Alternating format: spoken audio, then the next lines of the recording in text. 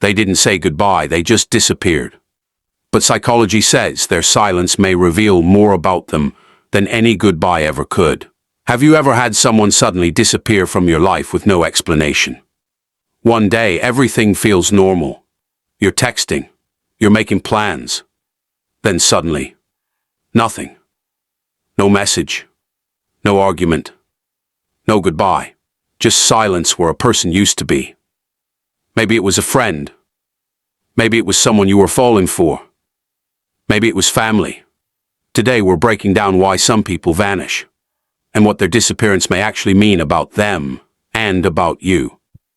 The shock of sudden disappearance. When someone disappears without explanation, the hardest part isn't always losing the person. It's losing the explanation. Your mind starts searching for answers. Did I say something wrong? Did they stop caring? Was there a hidden problem I never noticed? Was it something I did 3 weeks ago that I've already forgotten? This happens because the human brain hates unfinished stories. Psychologists call this the Zeigarnik effect, the tendency to remember and fixate on incomplete tasks, far more than completed ones. A relationship that ends with an explanation feels finished. A relationship that ends in silence feels open. And your brain treats open loops like unfinished business it's still obligated to solve. A goodbye gives your brain something to process. Silence gives it a question. And unanswered questions can stay with us for a very long time. Sometimes years after the person themselves has become a stranger. Reason number 1. Avoidant coping. One reason people disappear is something psychologists often describe as avoidant coping. Instead of confronting an uncomfortable conversation, they remove themselves from it entirely. They don't necessarily disappear because they feel nothing. Sometimes they disappear because feeling something is uncomfortable, and they've never learned how to sit with that discomfort and speak through it. Think about what an honest goodbye actually requires. Saying, "I don't want this relationship anymore," requires courage. It requires vulnerability. It requires watching another person's face change in real time as your words land. For someone with an avoidant attachment style, that moment, watching someone else's pain because of something you caused, can feel almost unbearable. Disappearing avoids all of that. No reaction to witness. No follow-up questions to answer. No chance of being talked out of the decision. For someone who struggles with confrontation, silence can feel like the safer option, not the crueler one in their mind. The problem is that what feels easier for them can be deeply confusing, even destabilizing, for the person left behind. Their relief becomes your unanswered question. Reason number 2. Emotional overwhelm. Sometimes disappearing is less about rejection and more about emotional overload. Some people shut down when life becomes too intense all at once. Work stress stacking on family problems. Relationship pressure layered on top of quiet anxiety they've never told anyone about. Personal insecurity they're not ready to name out loud. Instead of communicating, they retreat.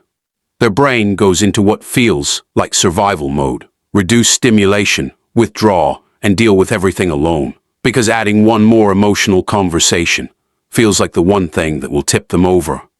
From the outside, it looks like they suddenly stopped caring. It looks cold. Deliberate even. But internally, they may simply feel unable to handle another emotional demand, and you, unfortunately, represent one more thing they don't have the capacity to hold. This doesn't automatically make disappearing healthy or acceptable. Understanding the reason doesn't mean excusing the behavior. It simply helps us separate someone's emotional limitations from our own worth, two things that can look identical from the outside, but aren't the same thing at all. Reason number 3. They already emotionally left. Another possibility is uncomfortable but important. Sometimes people disappear physically after they've already disappeared emotionally. The distance may have started weeks or months earlier, in ways so small you talked yourself out of noticing them. Their replies became shorter. Their enthusiasm changed. The exclamation points disappeared first, Then the questions about your day. They stopped making plans, or they made them vaguely, in a way that never quite solidified. They became less curious about your life, your week, the small things you used to tell them without thinking twice. You may have noticed the signs and hoped they would pass. Told yourself it was just a busy season, a rough week, a phase. Then one day they finally disappear, and it feels sudden to you, even though it wasn't sudden at all. What feels sudden to you may have been gradual for them. This is why looking only at the final disappearance can be misleading. Sometimes the goodbye happens silently, long before the person actually walked away. The walking away was just the last visible step of a process that started much earlier, out of view. Reason number 4, fear of being the bad person. Here's another psychological contradiction. Some people avoid difficult conversations because they don't want to see themselves as the bad person. They know the truth might hurt you, so instead of saying it directly, they slowly disappear, reducing contact bit by bit, hoping you'll arrive at the ending on your own, without them having to be the one who delivered it.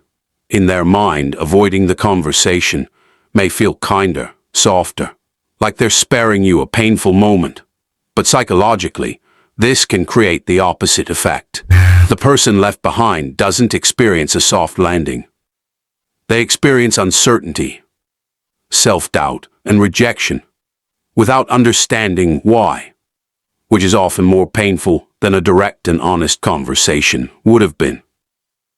Ironically, trying to avoid hurting someone can sometimes create a deeper wound than the truth ever would have.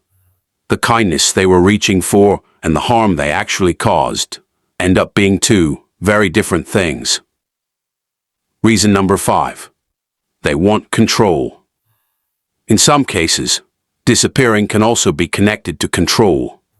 If someone knows that their absence will make you wonder, worry, or chase them, silence can become a way of gaining emotional power. Not every disappearance is manipulative, most aren't. But repeated patterns matter far more than any single instance. If someone repeatedly disappears, returns when you chase them, disappears again, and keeps you emotionally uncertain, checking in only when your attention starts to fade, going quiet again once they've regained it, that's no longer simply poor communication. That's not someone who struggles with confrontation. That's a pattern, and patterns tell you much more than promises do.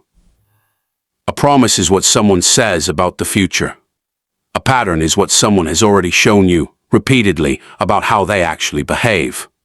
Hold on to that distinction. It's going to matter a lot when we get to what you should actually do about this, the psychology of the person left behind. But let's talk about you for a moment. Why does someone else's disappearance sometimes consume so much of our thoughts, far more than it probably should, given how little contact you may have even had? Because uncertainty creates a psychological loop. Your brain keeps asking, what happened? And every unanswered question creates another mental replay. You remember conversations word for word. You analyze old messages for tone you might have missed the first time. You look for signs you missed, evidence you overlooked, a moment where everything supposedly changed.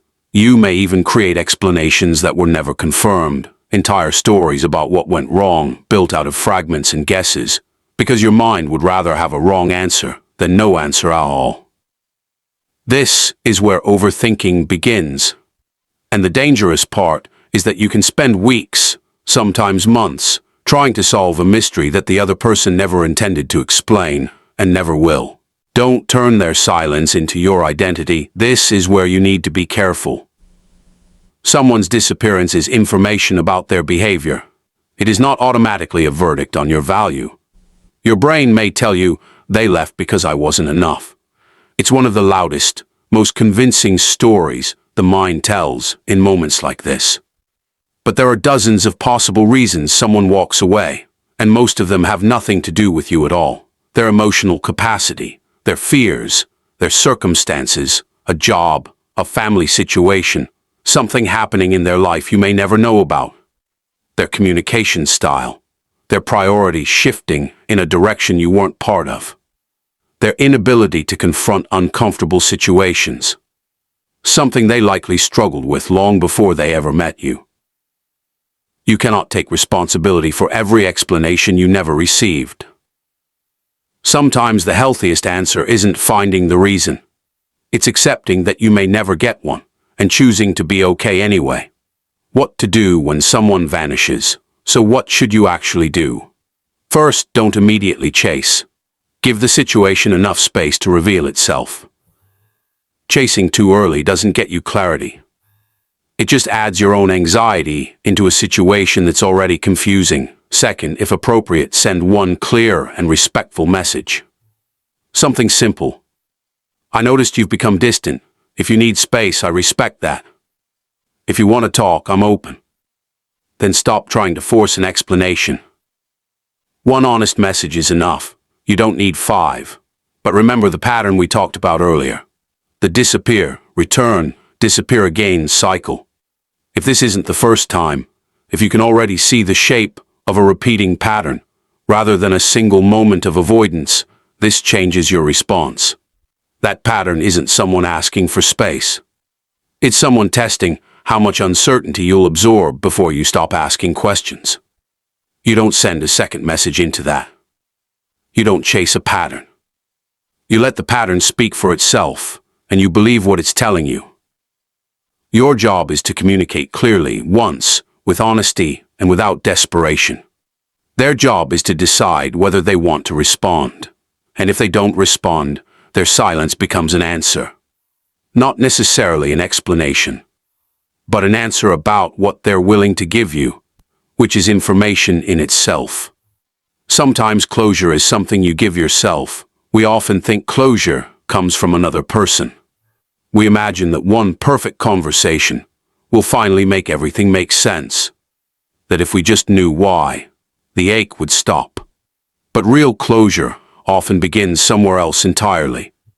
When you stop demanding an explanation from someone who has already shown you, through their silence, that they won't provide one. You can acknowledge that the relationship mattered.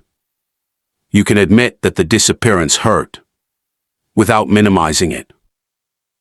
You can still wonder what happened, some quiet nights, without that wondering controlling you. And yet you can choose to move forward anyway. Closure doesn't always mean understanding their decision. Sometimes it means accepting that you don't control it, and building peace around that acceptance instead of around an answer that may never come. Final psychological takeaway: the next time someone disappears without saying goodbye, remember this. Their silence may tell you something about their emotional capacity, their coping style, or their circumstances. But it does not automatically tell you your worth. You don't have to chase someone into giving you the closure they chose not to give. You don't have to earn an explanation from someone who's already decided not to offer one. Sometimes the most powerful response to someone's disappearance is simply refusing to disappear from your own life. If this video made you understand someone's silence a little differently, comment "I won't chase" below.